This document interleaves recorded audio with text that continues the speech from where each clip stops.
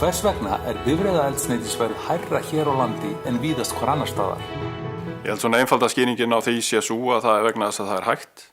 Það hægt að selja eldsneyti á Íslandi dýrara en annars staðar. Það eru landfræðilegar ástæður fyrir því, það eru sögulegar ástæður fyrir því og þess vegna verði þetta hátt. Horft nægilega mikið til samkeppnissjónarmiða við skipulagsgerð sveitarfélaga? Ég held að flest sveitarfélög reyni að verða við þeim óskum sem þau fá nýja lóðir undir verslunarstarfsemi, jafnt eldsneytissölu sem aðra starfsemi.